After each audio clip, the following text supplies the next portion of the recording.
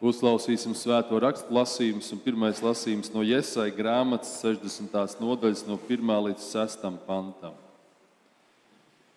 Celies topi apgaismota, jo tava gaisma nāk, un tā kunga godība uzlec pār tevi. Tik tiešām tumsība apklāj zemi un dziļa krēsla tautas, bet pār tevi uzlec kā saule tas kungs, un viņa godība parādās pār tevi. Tautas staigās tavā gaismā un ķēniņi tai spožumā, kas uzliecas pār tevi. Pacel savas acis, skaties visapkārt. Tie visi ir sapulcējušies un nāk pie tevis. Tavi dēli nāk no tālienes, un tavas meitas uz rokām atnestas. Kad tu to redzēsi, tad tu starosi priekā, un tavas sirds iedrebēsies un atvērsies, jo jūras bagātības virzīsies šurp pie tevis, un tautu mantas ieplūdīs tevī.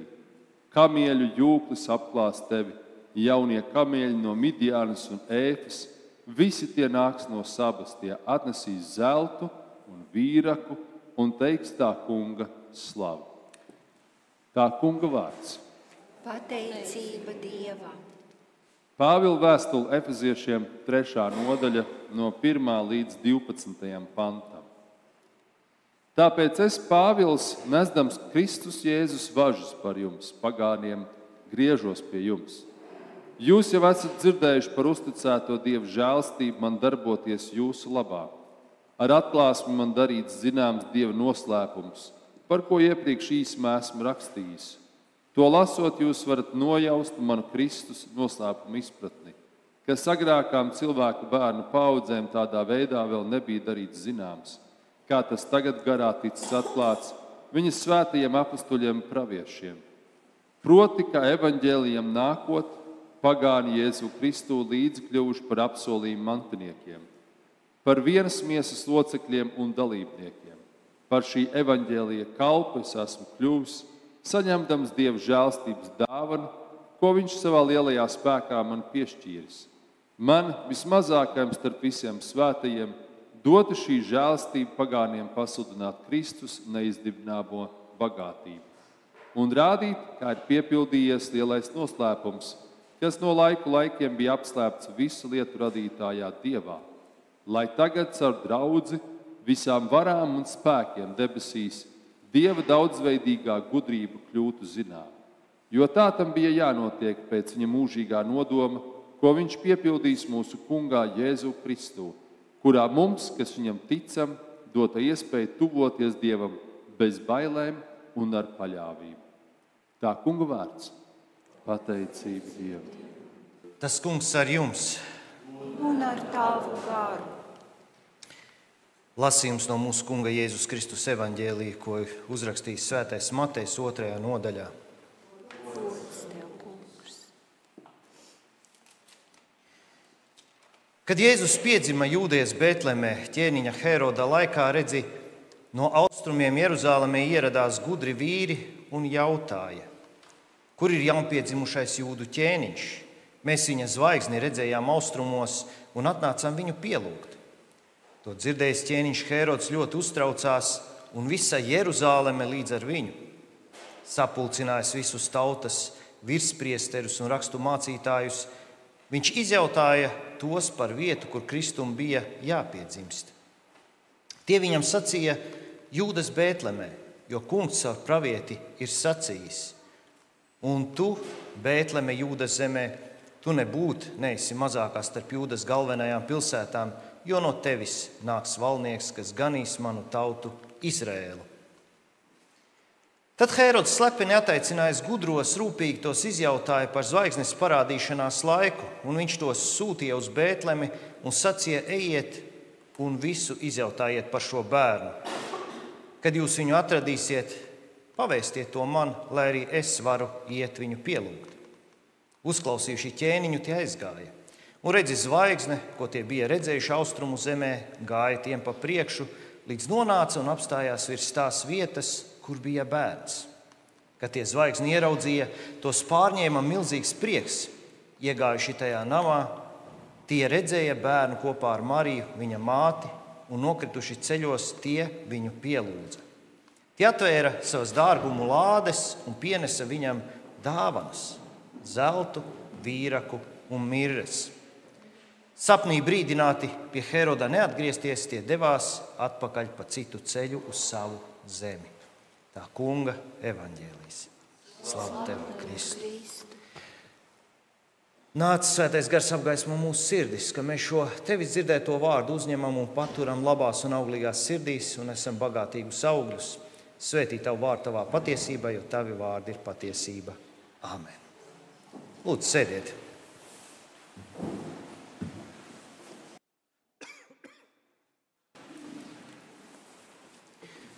Šodien mēs dienu ātrāk svinēsim Zvaigznes dienu, kura pēc liturģiskā kalendāra ir 6. janvāris. Un šis notikums, jūs droši vien atceraties kādas svētrunas no citiem gadiem, un tomēr par šo tematu varētu ļoti, ļoti daudz runāt plaši un dziļi. Tas ir caurīts ar daudzām dziļām lietām, kuras nevar vienā sprediķī nekā izrunāt. Es domāju, ka galvenais virsraksts šim notikumam būtu tas pats, par ko mēs domājām un runājām Ziemassvētkos. Ir piedzimis ķēniņu ķēniņš.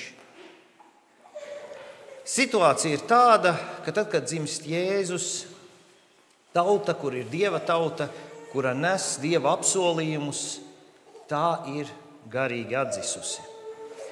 Cik es atceros, viņiem vismaz 400 gadus nebija neviena pravieša. Jūdi ir zem okupācijas, zem romiešu okupācijas.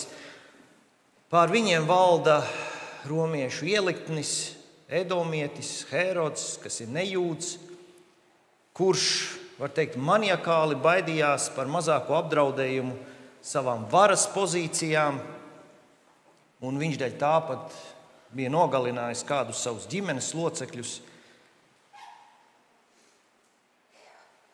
Mēs saprotam, ka tā laika troņu spēles, kā arī citos laikmetos, tās ir nežēlīgas. Tajā pašā laikā, lasot šīs raksturvietas, kas sasaistās kopā ar daudzām vecās derības rakstvietām, mēs ieraugām, ka tā nav viena politika. Herods, būdams nejūds, tic tam, ko saka svētie raksti, ka ir piedzimis ķēniņš, kurš ir Dieva dots.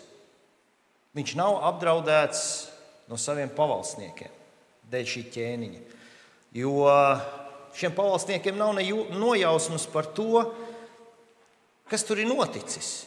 Viņiem nav saprašana, uz ko tad austrumu gudrie norāda. Tikai tad, kad rakstu mācītāji sāk meklēt rakstos un norādīt uz kādiem pravietojumiem, kas to apliecina, tad attaust kaut kāda gaisma. Politiski Herodam nebūtu jājūtās apdraudētam no zīdaiņa, jo šis bērns, par kuru īsti nezina neviens, kurš viņš ir, kam viņš ir piedzimis, nav viņš arī politisks pretendents uz troni. Tādēļ arī bija šī zvaigzne vajadzīga, jo tā tika pravietots, ka zvaigzne būs, un tā pārdabiskā veidā norādīja uz ķēniņu Jēzu Kristu. Un tomēr Herods piedzīvoja milzīgu apdraudējumu. Viņš rūpīgi ievāca informāciju un devās drošības pēc nogalināt visus bērnus līdz 2 gadu vecumam šajā apvidū, kur tika pravietots, kur Jēzus piedzims Bētlemē un tās apkārtnē, jo viņš nezināja, kurš tad ir šis ķēniņš, kas ir piedzimis. Herods, es teiktu, bija viens no antikrista prototipiem. Viņā ļoti spilgti parādās šī antikrista dēmona īpašības. Viņš vairāk ticēja svētiem rakstiem nekā tā laika jūdi, un viņš drebēja aiz bailēm.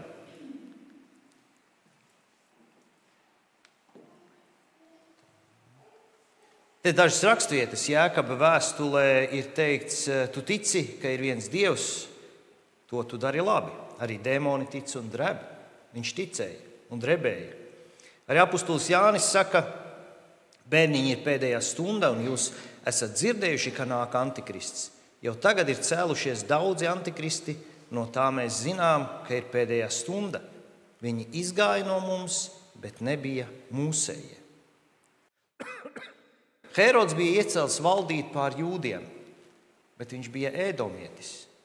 Velns vēlējās Jēzu iznīcināt par katru cenu.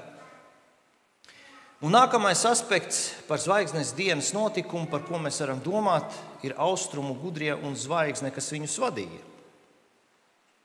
Un atkal, te saslēdzās daudzas lietas arī ar veco derību, un mēs arī dzirdējām vecās derības lasījumu. Kaut kas līdzīgs notika Salamana laikā, kad Sābas, jeb Šebas ķēniņiene nāca abrīnot šo neparasto ķēniņu Salamanu, nesa viņam dāvanas. Ja mēs bišķiņi atceramies vecās derības lasījumu, tad nāks no Šebas, nesīs zeltu un vīraku, slavēs kungu un sludinās. Jūs redzat, kaut kādas pārvijas notiek. Tur ir vēl viena rakstiet, ko jūs varat tā lēnām paskatīties, izlasīt, kur ir par Salamanu, kas arī saslēdzās ar šo notikumu. Un jau šeit parādās tas, ka Jēzus nāk priekš visas pasaules, ne tikai priekš jūdiem. Kaut gan pat apustuļiem bija grūti to pieņemt un saprast, kā tas ir, ka Jēzus ir nācis arī pie pagāniem. Un laikā, kad jūdi ir atslābuši savā ticībā, tiek uzrunāti pagāni tik lielā mērā, ka tie nāk Jēzu pielūgt. Un arī šodien notiek līdzīgi. Šis ir laiks, kad pagāni pielūdz un slavē Dievu.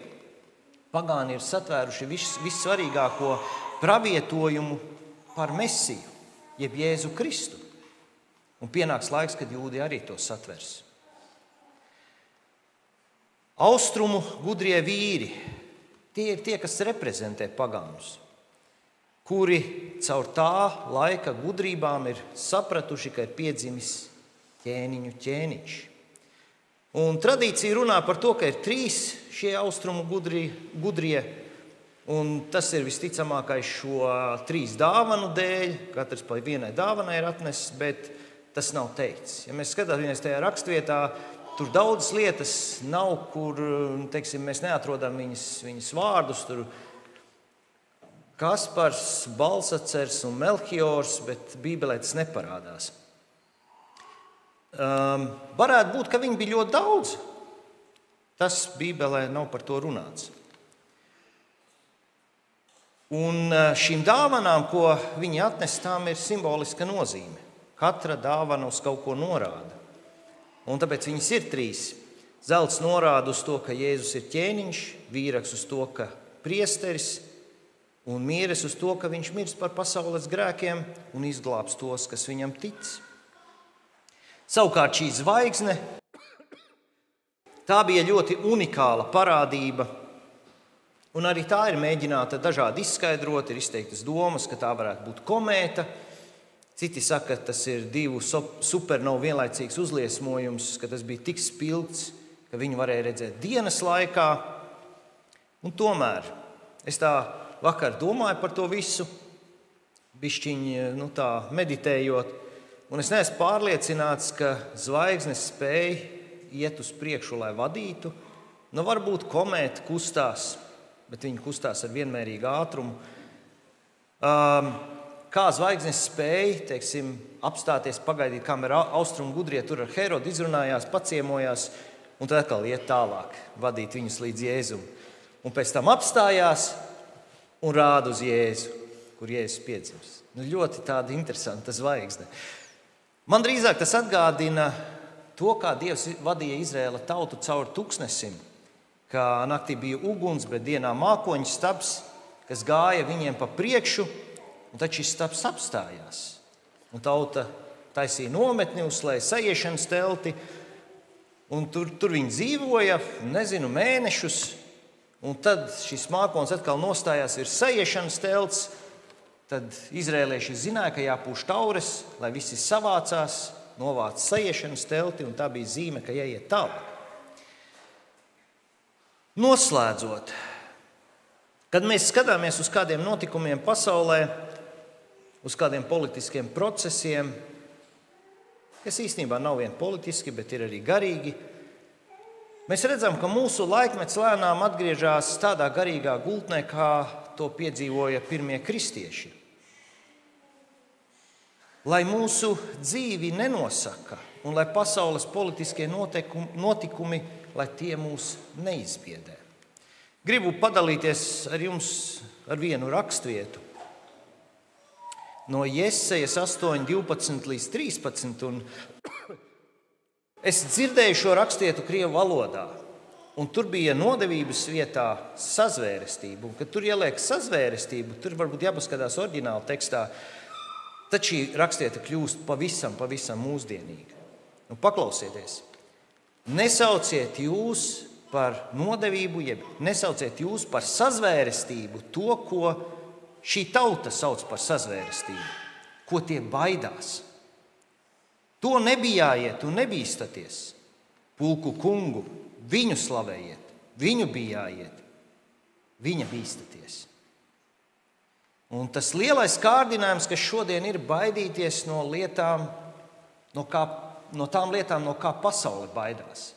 Un ir daudz šīs sazvērestības teorijas, kas varbūt pat ir patiesas un kas varbūt pēc kāda laika piepildās, bet nav par to tas stāsts. Tas stāsts ir, ka mēs gribam izkalkulēt un sevi nodrošināt un sevi pasargāt un būt gataviem uz kādiem pasaules notikumiem, bet jūs redzat, cik brīnumaini notikumi notiek šajā zvaigznes dienā, kurus nespēja izkalkulēt. Pat tāds varens valdnieks, kā ķēniņš Hērods, kam ir tādi resursi un kas ir tik nežēlīgs, ka viņš bija gatavs izslaktēt visus tā apkaimes bērnus, lai tikai nogalinātu Jēzu, viņam tas neizdodas. Mūsu zvaigzne un mūsu vadītājs ir Dievs. Viņš mums ir visu Bībeli atklājis. Viņš mums ir devis Jēzu un savu svēto garu, lai mēs tiktu vadīti, lai mēs tiktu sargāti. Un mums nav jābaidās, mums ir jāslavē Dievs. Dievs izdara visu, ko viņš ir teicis. Visneiespējamākā situācijā viņš to var izdarīt. Viņš piepilda to, ko ir solījis. Viņa brīnišķīgi apsolījumi, kas mums ir no viņa doti, tie 100% piepildīsies. Pat ja nekas par to neliecina. Pat ja mēs skatāmies šodien apkārt un redzam, viss ir slikti. Pat ja viss tam runā pretī, ka kaut kas tāds varētu būt. Bet tas ir tādēļ, ka pasaulē ir antikrista gars, kas dara visu, lai Jēzu Kristu apslāpētu. Visos veidos. Un tas ir iemesls, kādēļ mēs nelokāmies līdz pasaules vējiem, jo mūsos ir svētais gars. Šajos svētkos es novēlu jums turēties pie zvaigznes, kas mums ir dota, Jēzus Kristus. Tas, ko viņš saka savā vārdā, Bībelē, lai svētais gars ir mūsu vadītājs, sargātājs un iedvesmotājs. Slavēsim mūsu Tēvu Dievu. Amen.